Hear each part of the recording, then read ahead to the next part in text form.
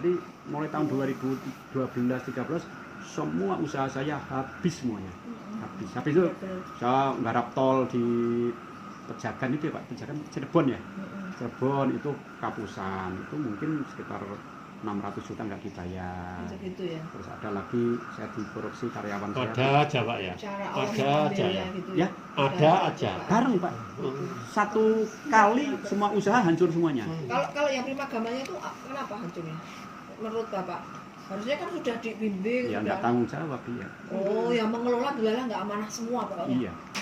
Ya, artinya nggak tanggung jawab itu apa janji dia, oh nanti untungnya sekian, terus nggak ada di situ. Ternyata enggak. Nggak ada sama Padahal sekali. franchise itu waktu itu ya? Iya, saya Berapa? untuk Ahmad Dhani School of Rock sekali franchise saya 2 miliar Ya Allah. satunya saja. Itu. Terus apa? Ya banyak sih, ada lima kamar, ada homeschooling, ada macam-macam. Nah, terus saya usaha apa? Tol hancur. Saya punya di Freeport itu ada truk, ada bis. Kenapa kalau tol itu? Ya kapusan. Pokoknya semuanya kapusan. Ya Allah.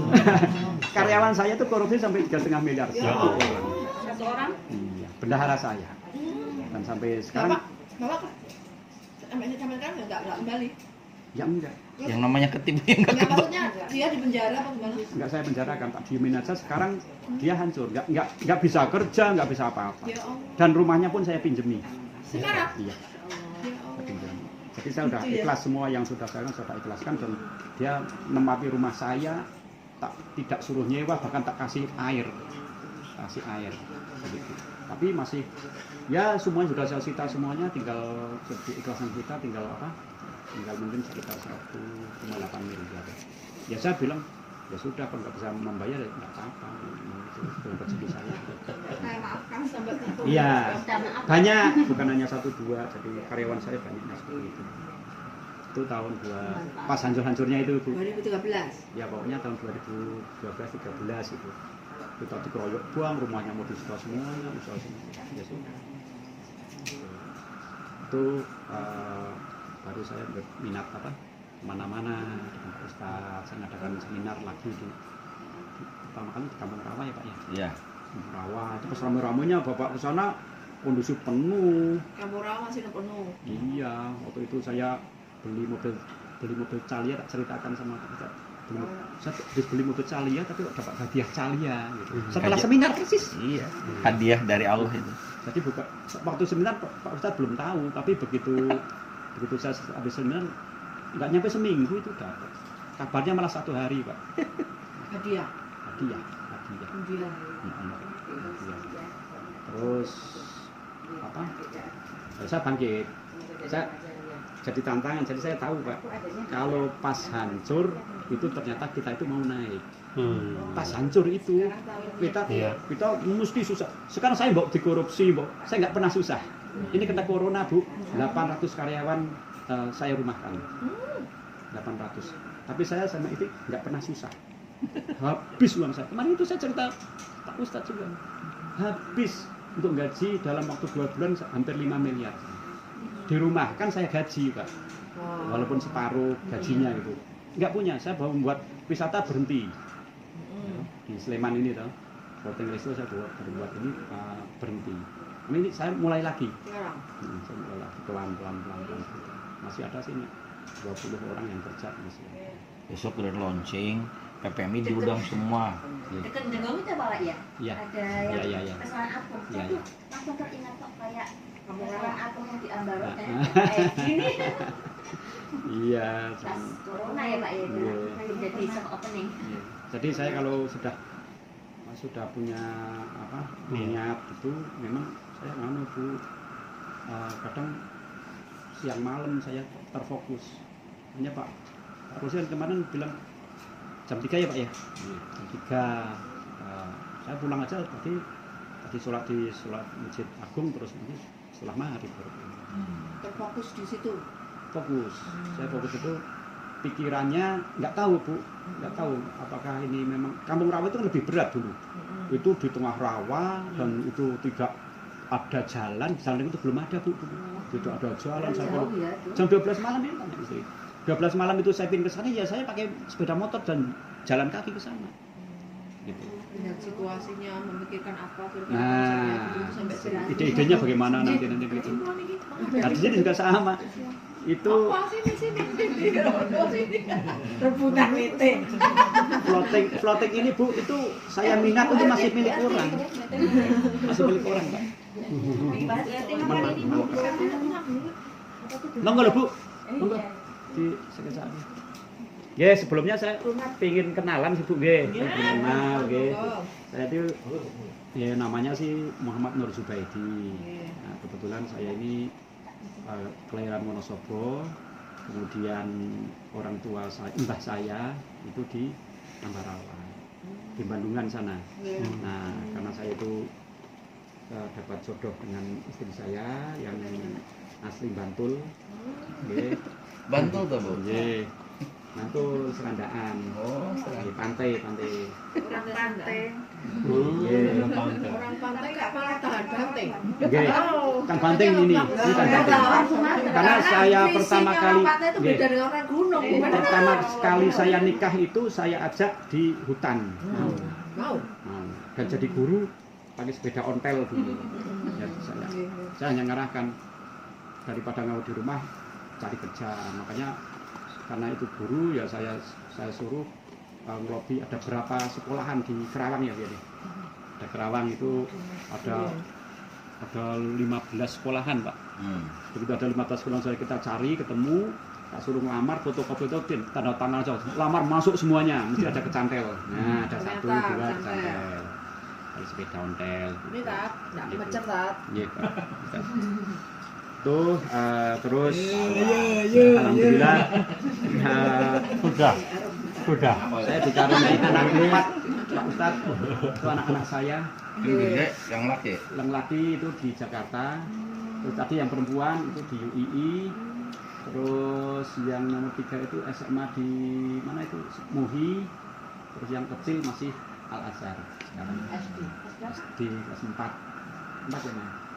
Kelas 4 ini. Jadi namanya istri saya Bu Ani. Mungkin Bapak Ibu baru kenal ini, kalau sama Pak Ustadz sama Pak Rosi saya dah. Teman-teman PMI juga banyak Pak yang saya, karena ada bisnis sih Pak, Ya. yang masuk, beli kursi, beli apa gitu saja. 1, 2, 3, kemudian ada Pak Slamet ngirim apa gitu. Memang saya kadang komunikasi hanya lewat itu. Saya tidak aktif di PPMI Pak, nggak pernah komentar. Tapi saya Yang penting sumbangsinya Pak. mantau. Nah. Yeah. Kalau ada apa yang bisa saya hubungi, termasuk apa plafon itu kemarin ada juga Pak siapa ya Pak Istitoyo ya. Nah itu juga Pak Istitoyo gitu. Ada yang AC pinter, ada apa tidak masuk ke grup tapi dia saya japri yang bikin apa. Ini hanya sebatas itu Pak hubungan saya dengan PPMI, karena saya terus terang saja ya belum bisa terlalu aktif sekali. Tapi luar biasa Pak, panjenengan sudah support seminar berapa kali? Itu sudah terakhir. Enggak beberapa kali cuman terakhir itu yang di 3. Ambarawa itu 3 kali ya. kita nginep Pokoknya di- setiap habis seminar utangnya turun 30 M. Iya. bener Pak, Iya. karena seperti itu. Saya utang 100 sekarang tinggal 40-an mungkin. 40. Itu berapa tahun Pak? Ya dari 2014. Pak, kapan kita mendengar hutannya sudah 0? Saya optimis sekali sih. Karena usaha saya kan saya kembangkan. Iya. Dan saya sudah saya dengan semua perbankan, pokoknya kalau saya punya kendala saya masih niat utang. Nyarutang. Jadi banknya itu melihat kita itu bukan melihat dari sisi bangkrutnya. Bangkitnya saya yang dilihat mereka. Malahnya. Jadi BNI itu BNI satu bank aja Nawar-nawari. Enggak kalau nawari sudah enggak sih. Saya itu sudah mungkin di backlist bank mungkin sudah lama. Ya. Tapi saya sampaikan saya tetap ngangsur. Cuman tidak bisa ya full karena namanya restart kan dirombak lagi. Dirombak. Tidak bisa permintaan bank misalnya harus bunganya tinggi atau apa begitu. Enggak. Jadi saya minta serendah-rendahnya, kemudian saya bisa ngangsur berapa. Kalau dulu saya bisa ngangsur 1 miliar 1 bulan, sekarang paling 200 juta, 300 juta gitu. Ya kurang sendiri otomatis kurang sendiri. Banyak. Ada nggak gini Pak? Kayak ini unlogika deh. Kayak nggak mungkin, tapi kok ternyata Allah mudahkan hal seperti ini gitu. Bapak merasakan? Iya. Iya, karena saya selalu begini, punya usaha mesti saya ada yang maaf ini bukan ini sih. Ada niat saya ada yang membantu. Contoh Kampung Rawa. Kampung Rawa ini saya usaha tapi kelompok tani yang saya bantu di sana 225 orang. Jadi dia kasih usaha. Perahu-perahu itu bukan milik saya, Bu. Yeah. Perahu itu saya kasih perahu, dia dapat kelompok-kelompok tani dan mereka ini menikmati. Bahkan ratusan juta saldonya, bukan untuk saya. Terus hasilnya di sana itu 60% itu saya, 40% kita kasihkan ke desa dan bisa membangun jalan, bangun masjid, bangun apa dari iya. Jadi bukan saya nikmati 100% itu. Nah, ini yang saya mantap. Floating belum saya buat aja sudah saya buatkan sumur bor untuk kelompok tani. Jadi sumurnya besar tadi saya bilang sama kalinya dia yang sekarang besar punya kita.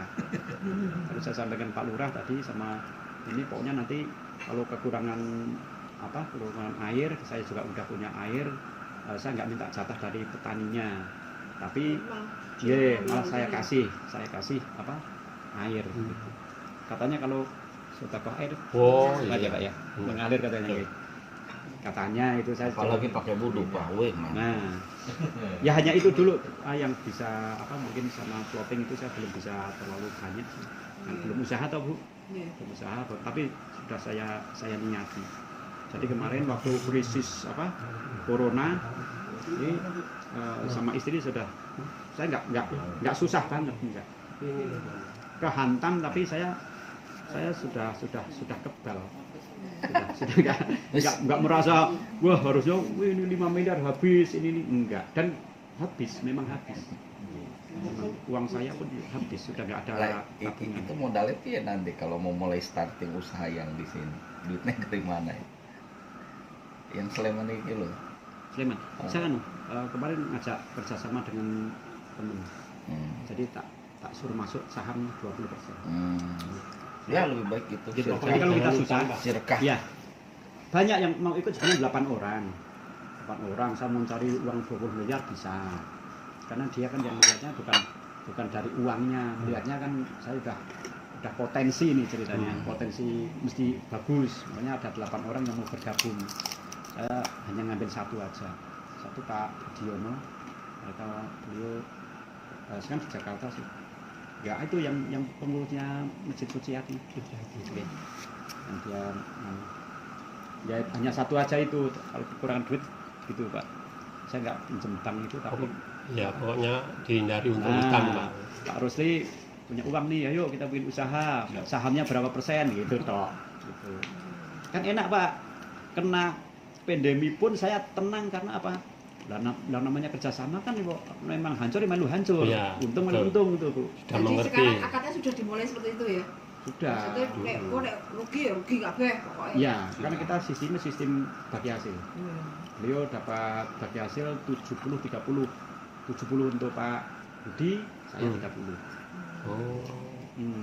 Ya minat 30. Wah iya. 70-30. Tapi itu hanya sebagian, hanya 20% yang harus. Kalau yang 80% tetap karena kita sudah besar dah. Itu ya itu Pak. Saya mulai ya dari kecil dulu nanti. Makanya rencana buka sebelum Lebaran. Nah sampai sekarang kita belum buka. Nah saya sudah sowan ke Pak Bupati, kepada Pak Sekda, minta izin mungkin Agustus akhir atau September awal saya mau buka. Dan disetujui. Oke, nanti dorong, bahkan dibantu Bupati itu Pak Kerja itu dibangunkan, kemudian dulu dipinjami ekskavator 2 dipinjami, karena kan saya kan istilahnya disambut dengan baik karena itu tadinya mangkrak itu kan tahu ya, mangkrak nggak bermanfaat selama 7 tahun, nggak ada ini, masih milik orang ya saya iri-iri terus, yang punya Pak Andi Matalata. Tangga itu Pak? Bukan, nggak, tanah yang barat itu saya beli Bu 5 miliar. Kalau saya beli juga nggak pakai uang, Pak. Artinya belum punya uang sama sekali, tapi saya nekat aja dah. Iya. Gitu. Terus setelah saya beli, baru saya untungnya itu punya desa, kita sewa.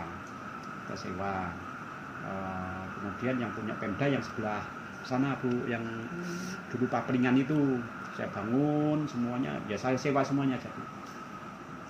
Nanti juga ada usaha-usaha di situ kan. Dan itu usaha boleh kita saja. Nanti ada yang namanya floating market, itu UKM itu ada berapa UKM saya jual di situ UKM warga sekitar, tapi tidak sewa.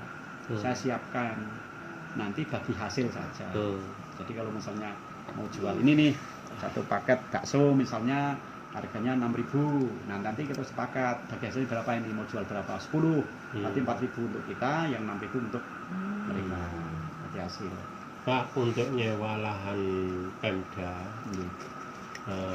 kalau saya melihat kejadian-kejadian yang dulu kayak kantor polisi sampai ada masalah itu, nanti apa nggak ada resiko yang nantinya Pak? Karena itu tanah-tanah Pemdanya itu nanti per tahun Pak. Oh, per tahun. Kalau desa itu per tahun putus itu ya. Desa itu dasar adalah nanti perdes, ada peraturan desa. Pada desa itu bisa 20 tahun. Jadi kalau itu saya dengan yang desa itu saya sewa 20 tahun, yang Pemda saya per tahun.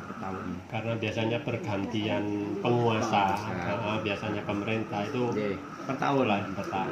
Dan itu tidak berpengaruh. Kalau nggak boleh disewa ya kan kita sudah punya parkir, sudah punya akses semuanya untuk pemasukan. Ini yang luar biasa dari inspirasi dari panjenengan itu bagaimana ini loh mindset mental pengusaha ini ketika sudah terpuruk masih terus untuk bangkit ini loh Pak yang perlu dibagi di-sharingkan di teman-teman.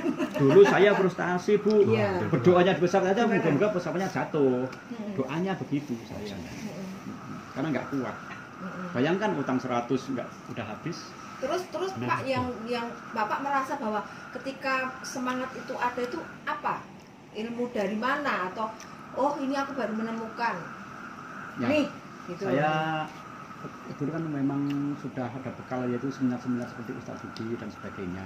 Jadi kembali kepada Tuhan kan itu kan. Yakin. Mesti ada yang ini, dan saya menemukan sekali yang paling utama, saya pernah membaca buku waktu dari Timika ke Jakarta. Ini contoh. Di sana saya mau ke Timika Pak. Waktu itu kan ada asap. Saya seminggu tertahan di bandara. Jadi seminggu tertahan di bandara, saya nggak bisa kemana-mana. Kebakaran di Sulawesi. Disitulah saya hanya bicara, hanya jalan-jalan, cari buku, membaca. Dan menemukan buku apa ya dulu ya. Sampai saya itu borong buku, tak sebarkan kepada semua teman-teman saya yang mengalami kendala. Bukunya itu apa? Karya siapa? Saya tuh bukunya karena saking intinya ngebahas apa di buku itu? Apa itu?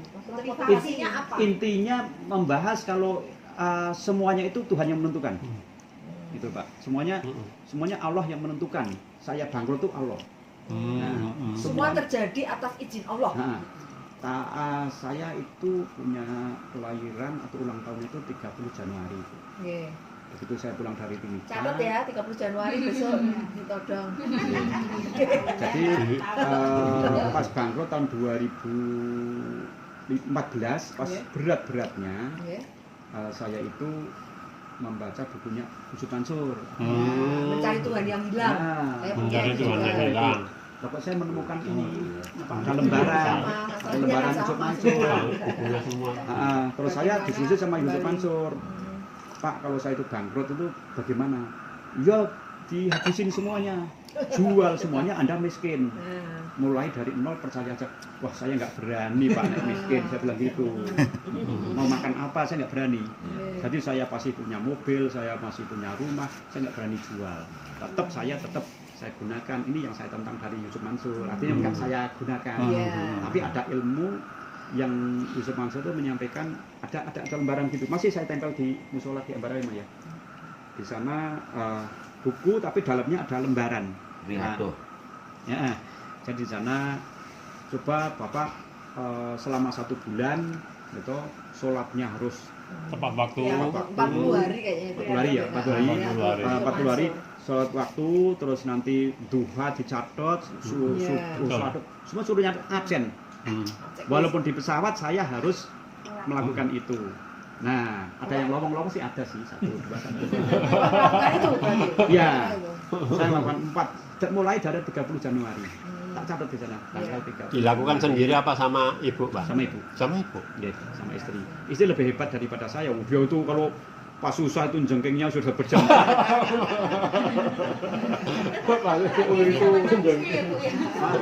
Banyak yang nangis ibu banyak. Jadi bukan saya. Saya itu namanya orang keluar gitu ya, kadang lupa. Saya yang absen itu mesti tertib, itu pasti. Tapi begitu semuanya saya ada 5 ya Pak ya.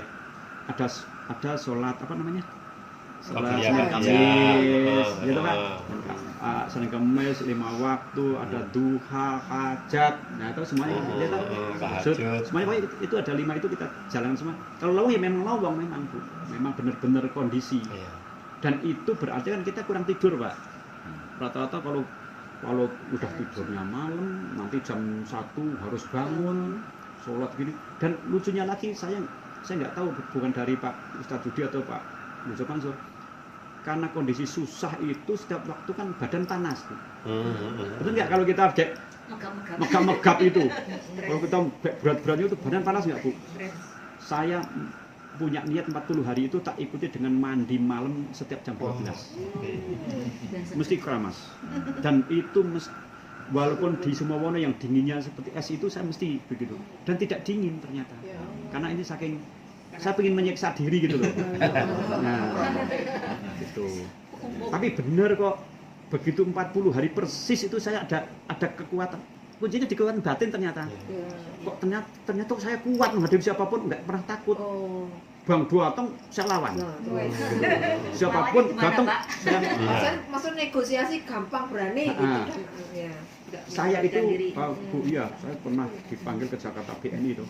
Direktur semuanya gitu. Ya, saya hanya berdua. Sudah saya diam aja, begitu dia mau disita semua, saya lawan di situ sudah. Gitu. Bapak tinggal pilih, nyita punya saya semuanya, bank saya lunas, atau saya tak usaha nanti saya mesti nyarutang, saya bilang gitu. Ya udah diam semua, memang disita saya udah pasrah, mau dia apa? Tapi saya punya keberanian di situ setelah 40 hari melakukan apa? Ya dok. Jadi ini yang mungkin kekuatan apa yang di luar itu ikut tadi kan ada kekuatan di luar itu. Dulu saya rapuh, makanya saya doanya sebelum itu moga-moga pesawatnya jatuh. Gitu ya? Iya. Dan saya waktu di Timika itu saya sudah sempat mencari-cari lahan di sana, mau pindah sana. Saya bilang sama istri. Lari dari kenyataan. Aktor di Timika. Saya lari dari kenyataan. Saya bilang istri, nanti kalau sudah berat sekali, sudah nggak kuat, lebih baik kita lari ke Timika, nggak ada orang tahu. Padahal permasalahan nggak akan selesai kan Pak ya? Nggak ada selesai. Iya. Mana ada beberapa teman saya bangkrut itu ada mungkin 3-4 sampai mau pergi, nggak usah pergi, hadapi aja ngapain.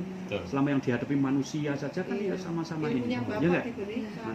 Dan sekarang masih bertahan dengan rumahnya, bank juga nggak disita. Akhirnya seperti itu. Bahkan saya sekarang banyak membantu teman-teman UKM yang mau disita bank saya bantu dan mereka sukses. Contoh tadi saya mau ketemu ini namanya Pak Eko Harmoni Wonosobo yang punya usaha Harmoni itu Pak dia bangkrut Bu, disita bank. Supermarket apa itu? Oleh-oleh. Di Wonosobo terkenal tuh Harmoni. Terus? Tadi saya ketemu dia itu bangkrut mau diambilin bank semuanya. Ya, saya bilang lawan, saya bilang begitu. Tapi ngelawannya bukan ngelawan pakai ini teman-teman kuat, gitu. Ngelawan kita niatnya adalah untuk usaha kembali daripada uang yang dikasih bank untuk usaha kembali, nanti kalau sudah bagus baru untuk mengembalikan bank. Sampai pengadilan Bu, 5 kali sampai pengadilan itu jangan pakai pengacara, berangkat sendiri. Jadi ternyata bank itu kalau ada surat lelang itu kita menang. Karena begitu dia mau lelang, kita lawan di pengadilan secara otomatis subjeknya itu dalam sengketa, tidak boleh disita siapapun. Saya nggak boleh maju, bank juga boleh maju. Iya, iya. Dan itu kalau kita lakukan terus paling tidak membutuhkan 1 tahun. Kalau 1 tahun apapun yang terjadi, usaha kita daripada uangnya kasihkan bank, gawe modal kembali. Jadi yang lakukan modal pun buka cabang sana, buka cabang sini, terus dia bank nol selama 1 tahun. Nggak bisa nyita, nggak bisa nyita. Nunggu putusan pengadilan. Gitu. Begitu pengadilan memutuskan kita kalah, baru kita kasasi lagi ke Jakarta pakai surat saja. Nunggu lagi 1 tahun lagi. Sebelum 1 tahun kita udah ngangsur ke bank nego lagi. Jadi kan usahanya udah banyak tadi. Sekarang juga sukses. Punya bis wisata, punya ini sekarang orangnya. Tapi ya itu kembali lagi. Daripada banyak kan gini Bu. Kalau kita itu utang bank, terus kita mau disita, kita kan pasrah. Oh, iya. Waduh hilang kita semuanya. Duh gini kita mesti kalah. Sudah perjanjian udah gini. Padahal kan kita kalau seperti itu kita nunda 1 tahun 2 tahun. Nah selama 2 tahun ini kita kerja keras. Bagaimana uang daripada kasihkan bank untuk usaha. Nah, ini saya Pak yang sekarang ini. Kenapa kok utangnya bank masih banyak? Saya buka usaha baru. Kalau saya nggak seperti itu, saya nggak mungkin bisa usaha. Tak kasihkan bank terus. Nah itu masalahnya. Ini yang kemarin banyak diskusi, banyak teman-teman itu apa saya mau ada yang belajar yang sebatas pengalaman saya aja, saya nggak punya ilmu apa-apa. Wah itu luar biasa pengalaman. Kayak teman-teman mungkin belum paham juga. Dan mungkin juga mengalami kasus yang sama. Iya banyak kan. Dan banyak proses rata-rata memang kasus yang kemarin ikut Purdi, ikut Primagama seminar EU itu rata-rata kejebak semuanya. Iya, Dan rata-rata hancur. Hancur. Saya yakin itu 75-80% mesti hancur. Iya, betul. Nah, mesti pengalamannya mesti sama dengan saya. Cuman itu nanti dia kuat tidak, gitu. Diwehke bank tidak. Betul. Saya satu pun tidak ada yang saya kasihkan bank Bu. Dan tidak ada yang sita sama sekali. Bahkan bank sekarang kalau BNI, wah alhamdulillah ini dari Pak Edi yang paling bagus yang waktu dulu tahun 2000 pada hancur-hancur begitu. Bagus artinya saya masih ngangsur Bu. Ini saya resak lagi. Kena pandemi saya bilang bang saya nggak bisa. Saya nunda 1 tahun. Oh ya nggak apa-apa. Ya udah kalau nggak apa-apa berarti tercatat baik lah Pak. Ya. Tapi begitu nggak apa-apa kan saya walaupun sedikit masih pendapatan Bu. Yang tadinya untuk ngasur bank saya buat usaha lagi. Itu tadi Pak. Kenapa saya masih punya apa namanya? Masih berjalan sedikit-sedikit nanti banknya dari mana? Ya kan yang mau kasihkan bank kan saya tak stop dulu. Kalau saya itu punya bank itu 100 juta angsuran misalnya, tak stop dulu kan 100 juta untuk modal lah gitu Pak. Kalian buka lagi gitu. Makanya saya punya keyakinan Agustus September mesti bisa buka. Gitu. Jadi ya sih kendala sih. Tapi kalau nggak seperti itu ya kita nggak mungkin bisa bantu. Iya. Cuman harus punya niat yang betul-betul kuat untuk segera menyelesaikan hutang itu tadi Pak.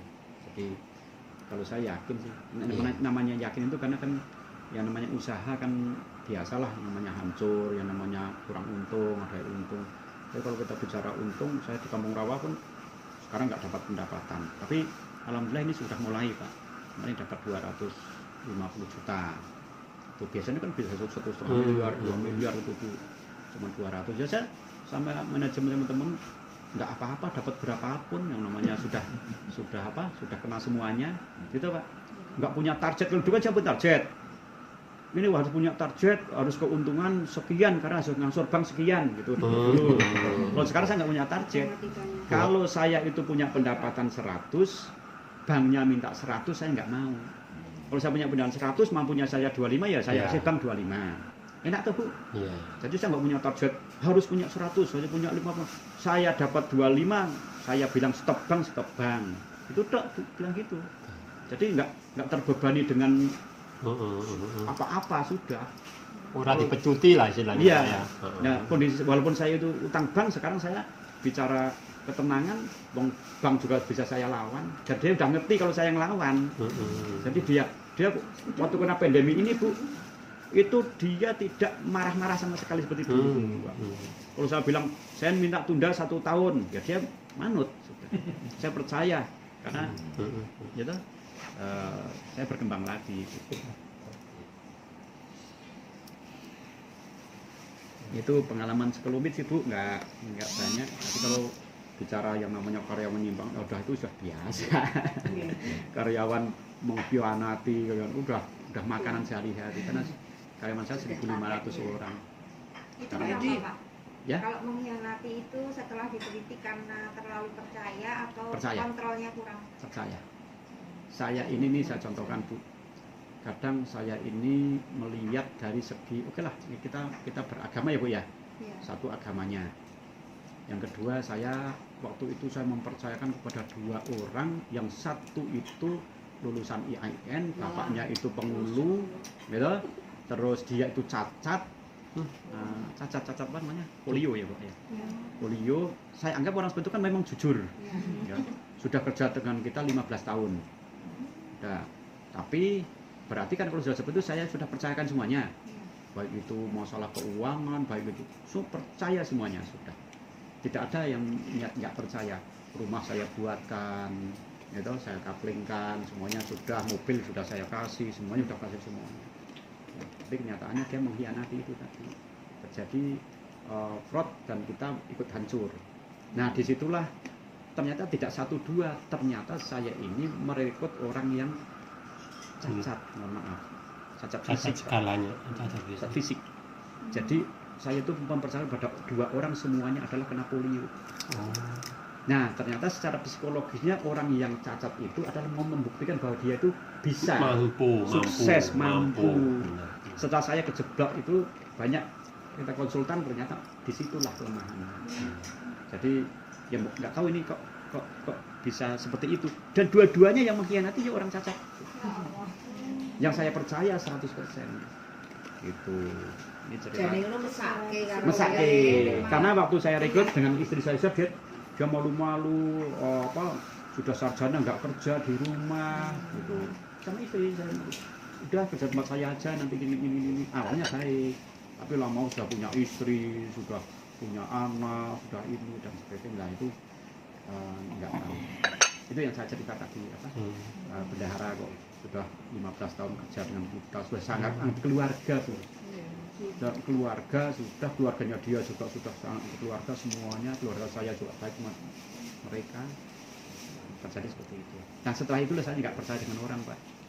Tapi nggak percaya dengan karyawan saya siapa itu saya nggak pernah percaya 100% sudah. Nah sistem aja misalnya ada bendahara ya ada bendahara 1, 2, 3 gitu toh. Dulu kan 1. Hanya mungkin begini Pak Edi. Ya saking percayanya akhirnya lalai tidak mengontrol sama sekali. Ya memang. Perputaran saya uangnya. Itu kelemahannya itu Pak, kalau sudah percaya dengan orang saya sudah nggak mempertimbangkan uang. Sekarang masih. Saya punya bendahara perempuan di Ambarwasana itu yang Kampung Rawa yang itu. Sudah saya manut saja sudah. Gitu. Mau apa yang ini, Pak ini waduh ini ya sudah silakan yang baik, sangat baik. Kan namanya tantangan ya Bu ya. Dulu waktu saya kuliah buat skripsi saya biaya komputer sendiri, bisa kuliah kita masak sendiri. Setelah punya istri, punya pembantu, kita nggak bisa masak, nggak mau masak. Gitu Pak. Sekarang saya nggak mau komputer Pak. Anak saya mau komputer, saya nggak bisa. Nah dulu bisa, karena saya punya karyawan-karyawan. Butuh apa? Tolong buatkan ini. Kan bedanya di situ Dok sebenarnya. Belajarnya kita sudah nggak seperti dulu. Makanya saya sekarang ini nggak bisa ngawasi setiap karyawan itu ngotot dengan mata kita sendiri. Saya punya manajer. Saya buka restoran ini Pak, bukan kepandaian saya, bukan. Saya hanya ide-idenya saja, membuat infrastruktur, membuat ini semuanya. Begitu saya membuat itu, saya bingung. Nanti cara mengelola restoran gimana? Masanya gimana? Saya lebih baik bayar konsultan mahal Pak, 225 juta satu konsultannya. Sudah saya cari di internet, ada konsultan nemu di Jogja namanya Pak Kartubi gitu toh. Pengalamannya di mana aja? Udah buka nama cerita kita di Temanggung ada Jambu Kluthuk, di sini ada restoran ini dan udah dia pengalaman. Saya cek ke sana, Jambu Kluthuk. Apa betul Pak Kartubi di sini? Oh iya dulu itu konsultannya. Oh betul berarti. Oh di Jawa Timur ada. Nah baru saya cek. Oke Pak, saya berani Anda menjadi konsultan restonya. Silakan diangkat karyawannya mulai dari GM-nya, mulai dari personalnya saya nggak terlibat sama sekali. Nah berarti kan saya enak Pak, semuanya dikerjakan konsultan, saya bayar 225 juta, mereka ini mencari sendiri semuanya sampai selesai Bu nanti, sampai peresmian selesai. Bahkan saya janjikan ke beliau, setelah selesai Pak jangan pergi, saya kasih omsetnya 2,5%. Jadi kalau keuntungannya omsetnya kok 1 miliar, 2,5% berarti 25 juta gitu tuh milik Anda. Gitu. Jadi saya kasih peluang lagi, seharusnya nggak ada aturan itu. Harusnya begitu Sudah buka selesai, 3 bulan selesai dia pergi harusnya, tapi saya nggak mau. Ingin bertumbuh terus. Nah. Ini prinsip bisnisnya hire orang kalau kita nggak mampu. Akhirnya tumbuh Betul. juga. Iya, jadi tertantang, Pak. Anda harus marketing harus kuatkan, harus omsetnya diperpun. Karena Anda saya kontrak 3 tahun, tak kasih lagi 2,5% dari omset loh, bukan dari hasil bersih. Gitu, gede. Kalau targetnya itu kemarin bisa 1,5 miliar, 2 miliar omsetnya. Nah 2 miliar kan 50 juta dia. Iya, betul. Gitu. Gimana dia nggak mau kerja keras seperti itu? Ya dia, gue siap Pak, mungkin kita harus kerja keras.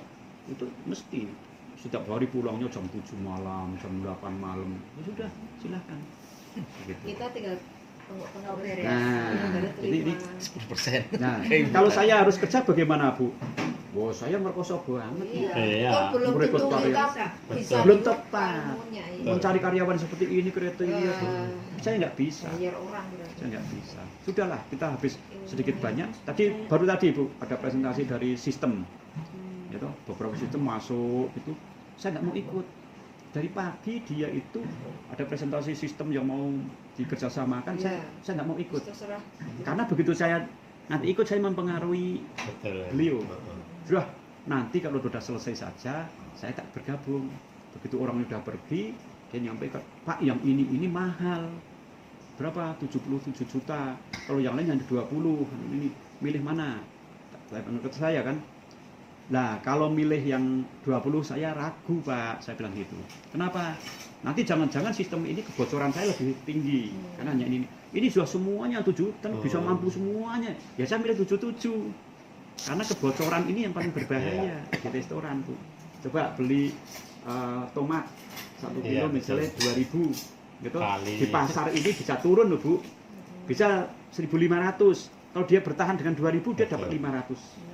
Daging macam-macam. Kalau sistemnya nggak dikuati, kita kebocoran hilang di situ. Makanya saya lebih baik nggak apa-apa Pak, ambil aja 77. Tapi jaminannya apa dan sebagainya. Mereka tak tawarkan yang tinggi, bukan yang paling rendah. Tapi ada 20, 10, 5 ada Bu, ya kan. Katanya kalau ada barang kan ada apa namanya? Nggak punya uang nggak apa-apa dulu lah. Yang penting, ayo kita maju yang bagus. Nah, gitu Bu. Jadi saya ngelola resto saya nggak bisa, dan di Kampung Rawon saya dulu seperti itu. Saya nggak punya ilmu sama sekali. Kampung Rawa juga sistemnya sebenarnya orang itu. Enggak. Kampung Rawa Saya pengalaman di sana tidak pakai konsultan, makanya lemah, bocornya tinggi. Harusnya keuntungan itu bisa 30% bersih, di sana itu bisa cuma 20. Makanya saya bilang tadi, saya nggak ngoyo-ngoyo. Kalau ada pendapatan 25, alhamdulillah. Nggak. Dapat 300, alhamdulillah. Nggak mencoba sekarang posisi gini, mulai lagi Nggak bayar bisa. orang. Nggak bisa. Kalau sudah kebacut jadi itu bongkar karyawan-karyawannya. Itu Nggak mau harus seperti itu ya. dari gejolak. Ya, sudahlah. Kalau pemberdayaan memang banyak ini, Yes. harus sambil jalan Terima aja. aja. Kalau yang mau orang mau nyimpangkan ya silahkan. Toh saya sudah ikhlas dapat berapapun saya terima. Iya. Gitu aja. Tapi kalau di sini kan mulai nol, Iya, belum bisa, ya. operasional. Ya mulai karyawan pun kemarin ada titipan Pak Lurah. Saya titip 14 Pak dari warga saya gini. Saya bilang Pak Lurah silahkan masukkan profesional pakai konsultan, saya nggak mau libat. Iya. Jadi kalau Pak Lurah, tapi yang harus 2 loh Pak, harus itu boleh harus Pak, Neng jangan ngarani tempat. Misalnya kalau dia nggak mampu di OB ya silakan OB. Gitu Pak. Ada lagi DPR, Pak saya tutup tim sukses saya. Sampai gitu ya. Wakil Bupati loh, mau maju ke Wakil Bupati, mau ini, gitu. Ya sudah masukkan Pak. Tapi di satpam, oh nggak apa-apa. Yang penting jangan ngarani gaji. gajinya biar sistem gitu tuh Pak. Iya. Ya sudah itu aja Pak. Benar. Jadi kalau orang Kita masuk malah enak ya, nggak ada profesional tim gitu. kan dari pihak istri juga ada kan yang wah mau mencari seorang admin kok susah sekali waktu itu punya konsultan. Ada yang lamar lewat guru Al-Azhar ya Maya. Al-Azhar udah sini udah baik dengan kita, dengan istri saya udah baik mau lamar. Tapi begitu masuk ke sana di sana enggak konsultan enggak apa bukan Kualifikasinya konsultan nggak setuju. kurang setuju. Oh. Ya saya malu konsultan. Iya. Saya nggak mau terlibat. Saudara saya juga ada. Profesional sana Ya. tahu kok. Saudara saya juga ada Pak. Iya. Ya mau daftar gini silahkan lamar. Karena kalau profesional itu ada kok Nah. mencari pegawai aja untuk ini caranya iki ngetesnya. Oh nggak cocok Karena di sini. begini Bu, ini pengalaman. Karena begitu nanti sudah operasional, targetnya nggak tercapai. Nah ini Wah, orangnya susah. bapak Nah. dikembalikan ke saya. Nah. Tapi saya itu tugasnya besok itu hanya ngawasi. Iya. Pak Budi yang tadi punya saham, saya bilang Pak besok kita nggak usah ngatur, kita datang saja di restoran, mau makan-makan sambil jajan, nek nasi kurang sampaikan Pak ini kurang ini kok pelayannya kurang ini, udah gitu aja, nggak usah banyak apa. Ini plek ceritanya Pak Kusnadi geprek grup. Ya kayak gini nih. Ketika 3 Wah, tahun iya. sendiri dikelola, wis bocah Nggak mampu. akhirnya hire orang. Profesional sekarang ya nggak ngurusi sama sekali. ngerti ya? Belas, nggak ngurus. Makanya Cepet. bagaimanapun Bu, misalnya saya mengadakan seminar ini contoh ya Pak ya, seminar di Kampung Rawa, itu bukan berarti saya minta kepada manajemen di sana, tidak.